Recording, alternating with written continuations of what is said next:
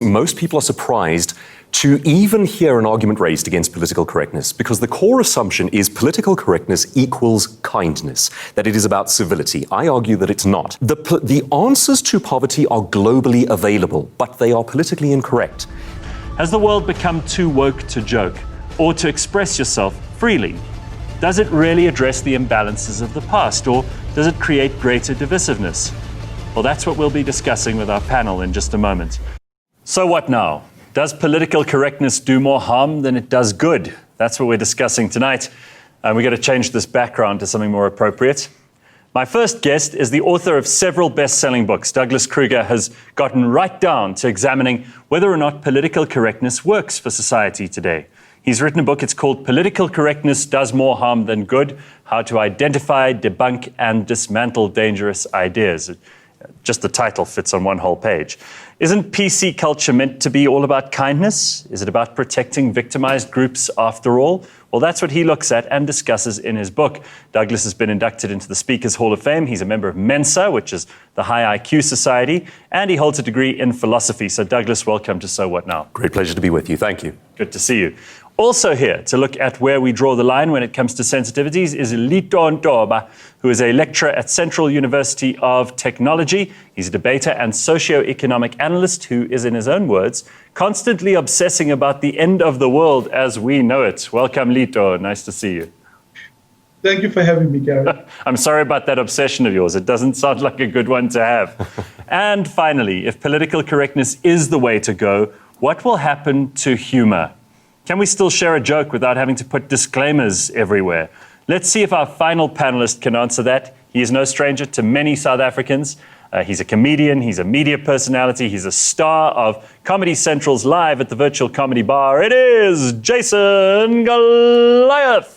How are you, Jason? I'm great, brother. Thank you so much for having me. Right, gentlemen. So, I mean, first of all, the politically correct people would already have a problem with us because we don't have any women on the panel, or as far as I can tell, and I don't want to identify you without you choosing your pronouns, but I don't think any of you are transgender necessarily, or LGBTQ, or any of those things. So I think we may have a problem with the PC people right off the bat. Jason, let's start with you, because I think humor is massively important. What bothers me the most about all of this stuff that we see on social media, what we read about, what we don't read about, more importantly, and the things that people say in private spaces as opposed to places where they think people might hear them, is that the one side seems to distinctly lack a sense of humor. There seem to be people who really just have obliterated any chance of the rest of us having fun. Do you think that that's unfair, or do you think that that's mostly true? Man, it's one of those difficult questions that is, it's unfair, it's absolutely fair, it's not true, and it is blatantly true. So I feel like... A fat lot of good it was. It was a really good idea bringing you on the show. You should never have got me. You wasted your whole time there. Oh my God, what a way to start. All right. My feelings initially were that everybody's just too sensitive, and everybody's just trying to censor comedians and what we are and are not allowed to say. And then as I spent some time with it, I kind of realized that I think as time goes, or maybe I should say I hope as time goes, we'll find a comfortable middle ground, because I do believe that what's happened is every minority now has a voice, and every minority has the ability to raise that voice and rightfully so be protected. So what comedians, for example, in the past didn't deem as PC just meant we were attacking the minority in a room. So if you were the guy in the wheelchair, the guy with a funny dress code, the guy that was overweight, too thin, so what happened is we would always pick on those guys because those guys would be the minorities. And I think that, you know, it's easy to kind of have a global view, but very often we end up in rooms where we create minorities. So Gareth, you, I'm sure, have been to David Carr's Blacks Only, where in that audience, you are a minority and will be treated as such. You'll be picked on. They will make fun of you. And what happened before is we could make fun of those minorities. Why? Because there was no internet. There were no social media. All those yes, would exactly. stay in the room. Exactly. They'd stay in the room, and you'd feel bad about going and talking about how you were treated. So we got away with murder. But at the moment, I'm just in a space of, look, we've got to learn, we've got to adapt, and we've got to find a middle ground. And don't make fun of people whose struggle you do not share has become my new rule. Yeah, but at the same time, I'm always in a minority because I choose not to belong to almost anything. The moment I feel I belong, I rebel. So I'm a good candidate for you to pick on me.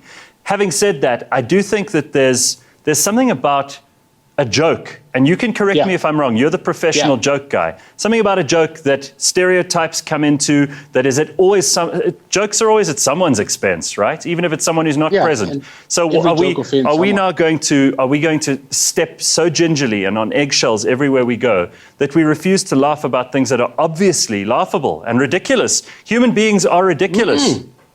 We are still going to laugh at those things as long as the comedian that you are currently enjoying was part of that struggle. So if you were No, but this sounds like conditions. This sounds like the terms and conditions. Yeah, but those are the conditions of life. I don't make these rules. I'm just out here trying to get paid. And in order to get paid, you have to stick to the rules. And the rules are you have to be politically correct. I didn't make these rules. All right. Okay, I'm not even sure if I'm against or for the rules. Okay, so having said that, let's go to Lito and Douglas. I want you each to define political correctness as you understand it. So Lito, let's start with you. How do you define political correctness?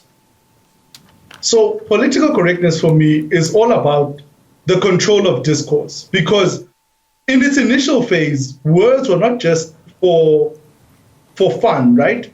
Most of the time, words were used with a lot of intent and meaning. And so a lot of the words that you see now, people are demanding that people must be aware of and shy away from, were terms and words that were used to oppress the other, right? The minority, as Jason says it. So political correctness is a state of trying to get people to control what they say about the other, not to offend, but also not to create an atmosphere of oppression and an atmosphere of one not feeling comfortable. In other words, your definition is the Marxist one, is that it's all about power.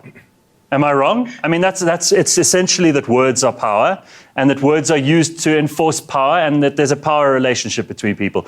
That is an extremely sterile world to live in, and one that I'd prefer not to. I mean, you're saying this is an academic, and obviously you academics have no idea of how the real world operates. So this is naturally how you would define things. Intellectually, how do you define it? Well, unsurprisingly, I'm going to come at this from a completely different perspective. I'll give you, Gareth, a two-part understanding of political correctness, where the word itself, the actual phrase, comes from, and then back of that, where the spirit of the thing finds its origins. The phrase itself, political correctness, if you trace it back, its first origins, traced back by scholars, go to 1921 and, perhaps unsurprisingly, Soviet Russia. That was the first time the phrase politically correct, as an aspirational idea, as something that you should try to be, was ever used in language.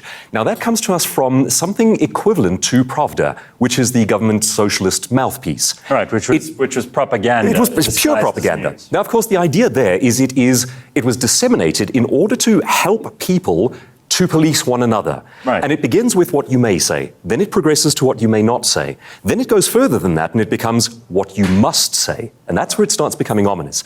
You know, we ask questions like, how did your average German go along with the rise of the Nazi Party? There's your formula. Now you can't say this. Now you must say that. Now you should report on the person who says that in the privacy of your own home. Well, we've seen this even in COVID. I mean, I was talking about those Karens. You know, we all have neighbors who would be telling on each other.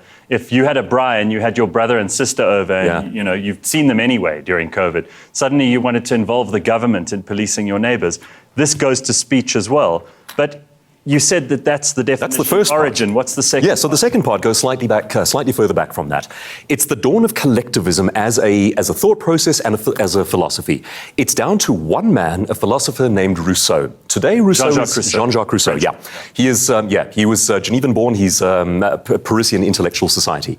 So he had sex with hundreds of women. Yes, wanted to be able to make this. You know your philosophy. So yeah, his whole thing was that he felt oppressed by Western Judeo-Christian norms, standards, morals, behaviors, and so forth. Yes. Yeah. He wanted to live as a pre-natural man, and he had to have a means by which to justify this. He was the original virtue signaler. So as you rightly suggest, he makes 4 different women pregnant, he has these children, and he feels that also oppresses him. And so from whole cloth, he invents the system called collectivism. The idea was that other people must I should not raise my children, everyone should raise them. So everyone else should be responsible for your bad decisions. Exactly that. So it was an anti-accountability philosophy from the word go. Now, the next step after that is that all 4 of Rousseau's children, this worked after its fashion, they were all taken into state-run orphanages because Rousseau argued that the mechanism of that public collectivist control is the state. All 4 of his children died young, all 4 died in orphanages. And yet, that is how he showed his moral virtue to the world. Deadbeat dad in the original sense. Yes. Now, okay. No, I just want to leave it there because we don't want to get too much into the reeds of definitions, and you've provided me with plenty of material here. But Lito, you said that to you it's about not offending people and not insulting people. That's not possible if you are on television asking questions. By any means, if I'm going to be inquisitive or curious about what's going on in your mind, I'm likely to offend you. A comedian like Jason, when he gets on the stage, someone in that audience might be tremendously sensitive. And without him trying to offend them, or as he says, understanding their struggle as best you can, and you can't understand everyone's struggle, right, Jason? Correct. Offending and insulting someone is almost inevitable. What are you trying to protect people from?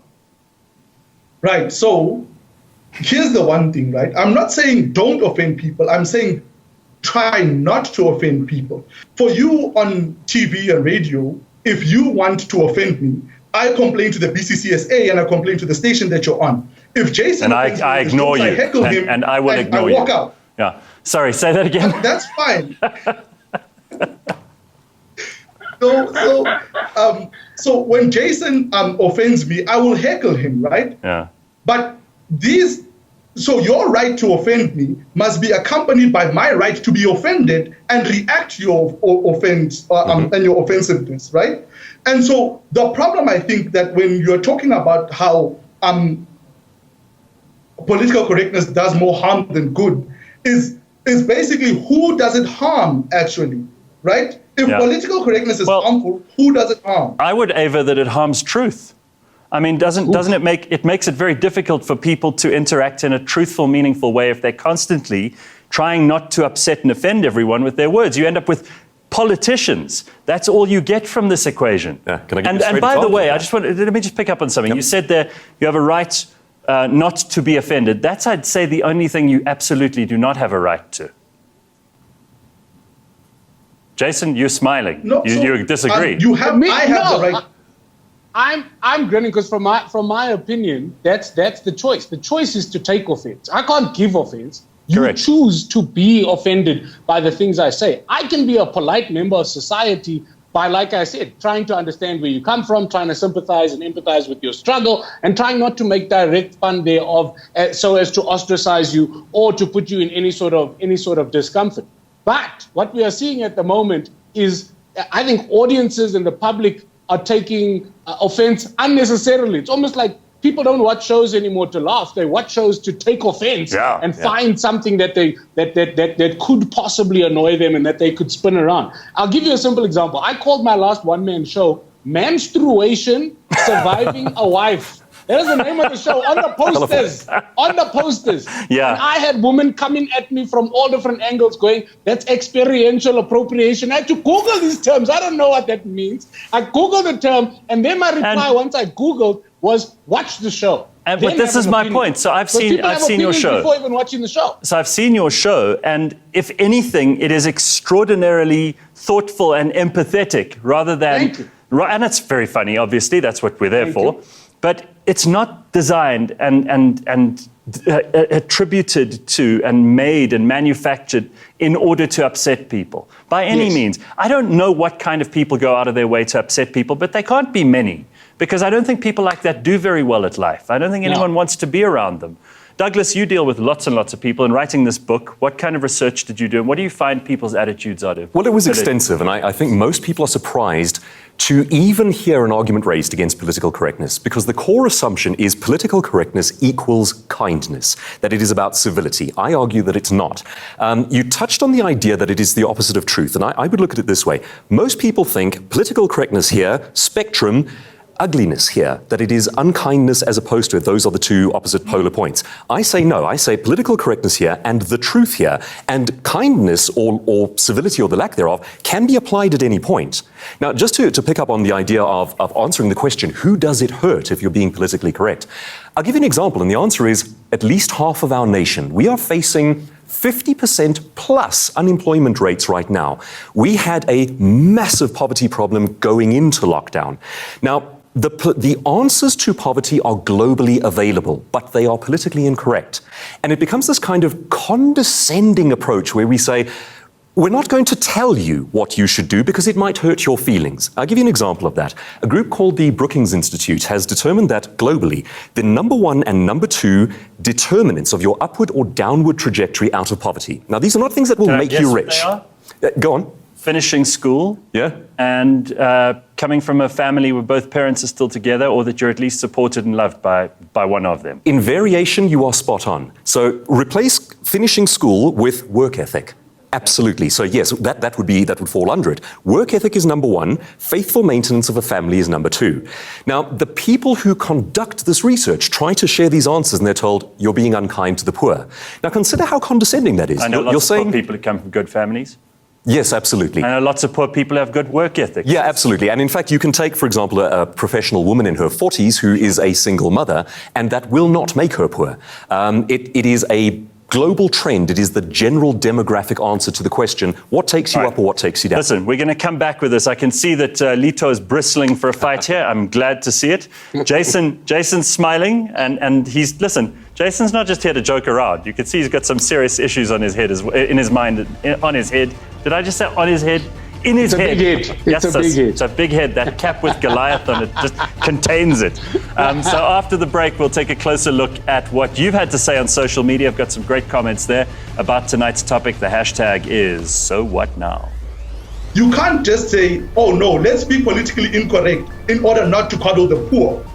That's exactly how you create apartheid. That's exactly how you create a Holocaust.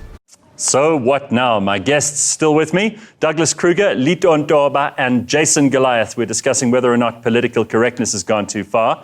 But now it's time to look at what you've shared online using the hashtag So What Now? Here's a good point from Craig. He says, I blame this current state of cotton wool emotions squarely on parents. Stop making soft, pathetic humans. Life is hard enough. Be tough. Ignore the nonsense. Move on to greater self-development. So, Lito, what do you think of that? And what did you think of Douglas's comments earlier? So, Douglas's comments sort of lead to this sort of like fascist origin of determining what others don't do, and that necessarily makes them soft or want to be coddled. So let's look at it, right? When you look at something like poverty, when fascism speaks about poverty, they put it in Mein Kampf, it's put on as Arbeit macht frei. So it portrays the other as lazy. Yeah, sure. Exactly. So it portrays the other as lazy. And that's what being non-politically correct does. It creates an other.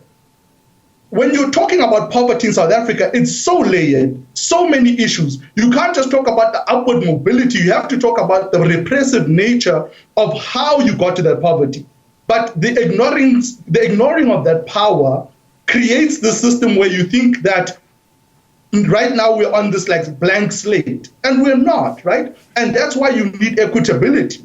And political correctness is equitability of ideas, but also in the power of words in and of themselves. But it isn't, because you're asking people who are poor to join in an intellectual conversation that they don't have on university campuses when they're dealing with real practical problems. And to many of them, their life choices are probably the biggest determinants in whether or not they succeed, not whether or not you're having an argument with someone else in a tertiary education institution. Surely that's tremendously patronizing.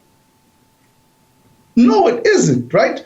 The fact that you're thinking that poor people can't participate in those kind of well, they're not at situations. University. In South Africa, if they're poor, most of the time they're not at university. This is an obvious fact.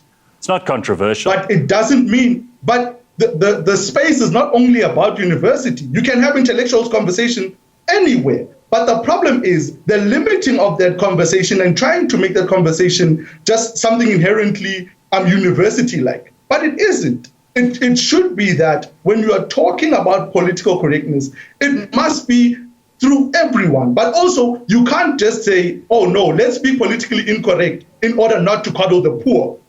That's exactly how you create apartheid. That's exactly how you create a Holocaust. Because the other is somebody who a hell of a leap. I mean, that is a hell of a leap. So if you don't have political correctness, you create apartheid and the Holocaust. Jesus, I hope you're wrong. No. I'm not sure how the opposite is true. No. Let me show you how.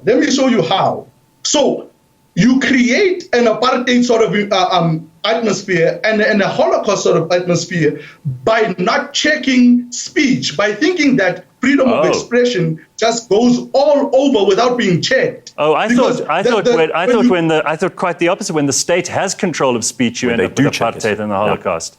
I would aver that history would prove you wrong. Hitler started the conversation around Jews as a political debate in a democratic space. But because his ideas were not checked and his dangerous rhetoric was not checked. We all know you can vote and talk your way into socialism, but you have to shoot your way out. So let's be careful.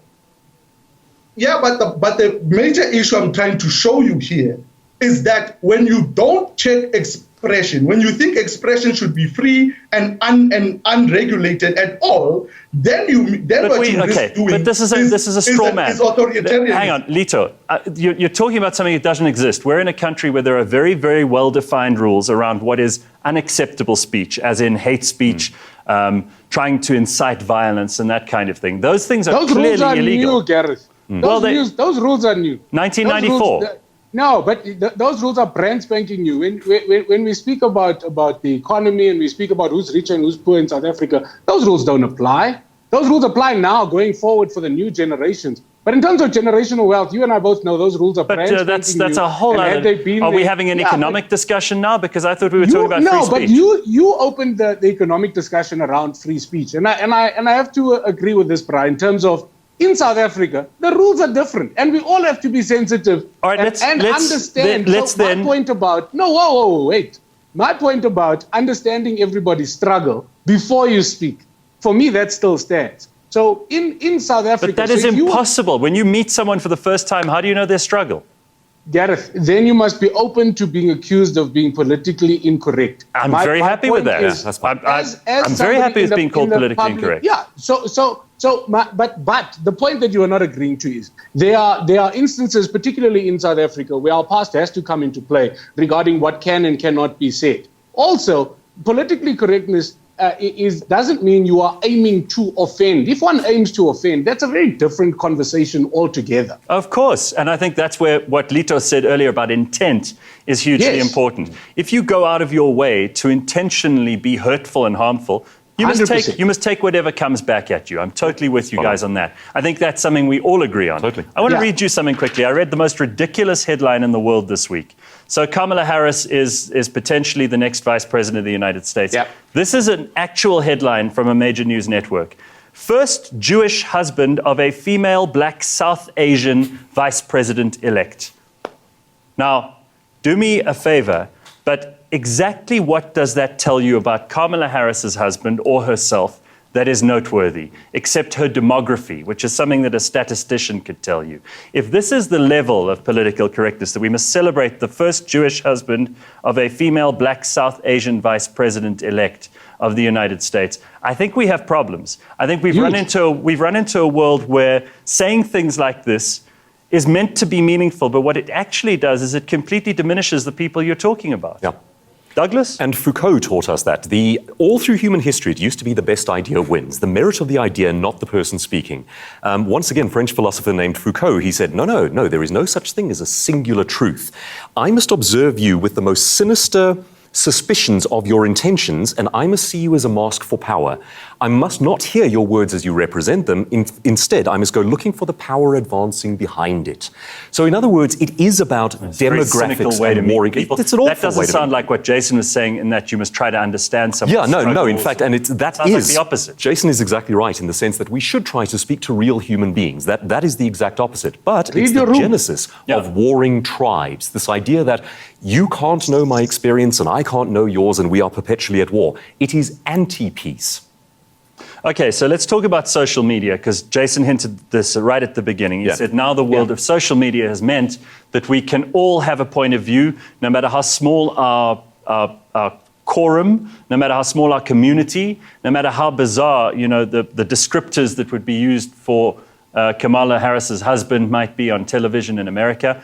These things have obviously conflated and inflated and made very complex our interactions. Because before, if someone, if we were at at a dinner party together, the four of us, and one of you said something really offensive, I could say, you know what, because it would be Jason, obviously. I'd Don't say, be a jerk, Jason. Yeah, definitely. I'd say, Jason, let's talk about this a bit. Let's have a conversation.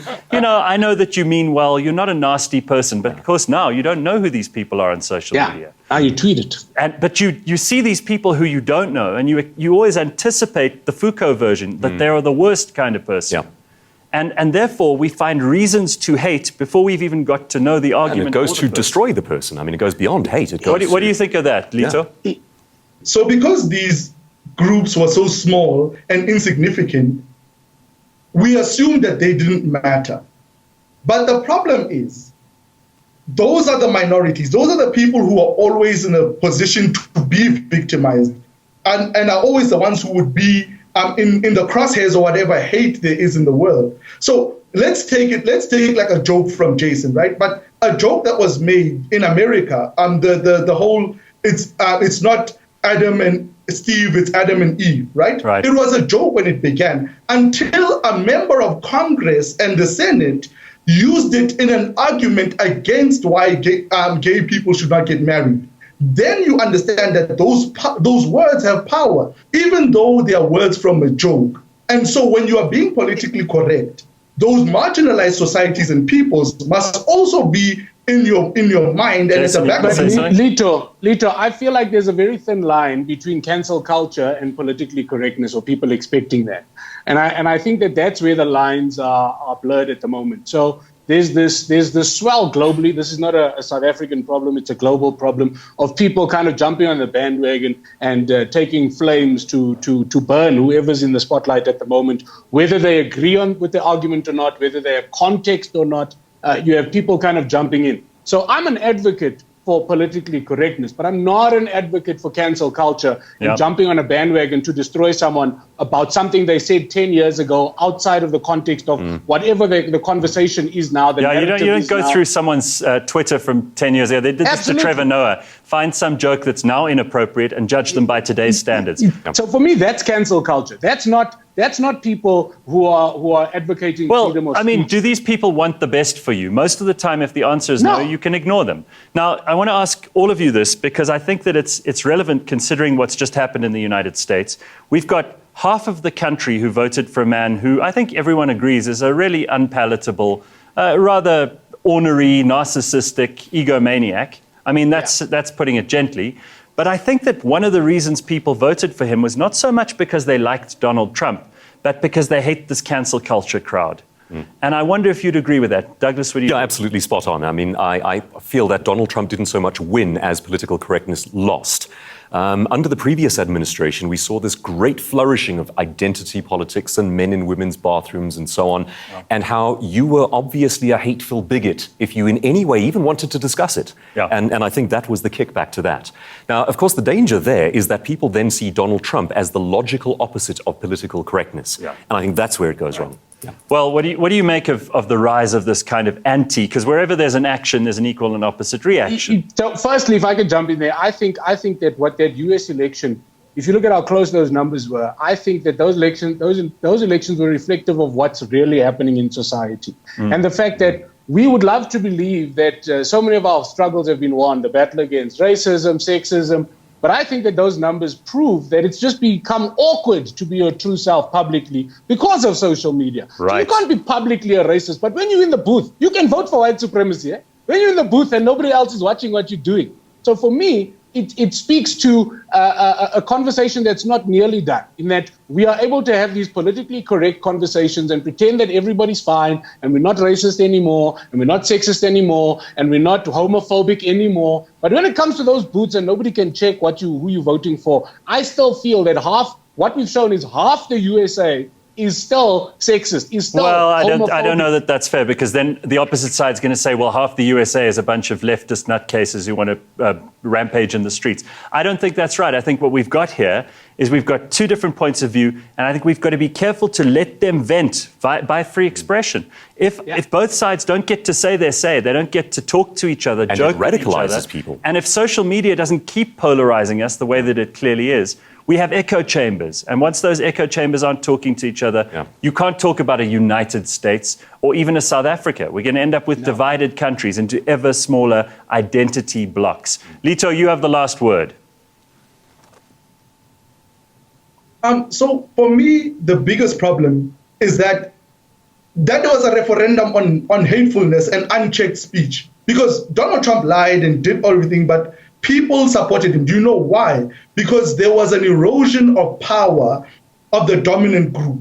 When you have PC, you are eroding some of the power because there's power in words. And whenever somebody's power is being eroded, they would try to get it back. So it was a referendum on the way in which Donald Trump engages the world. And you see which quarters it came from. Rural America, the people who had never had to check themselves in their speech.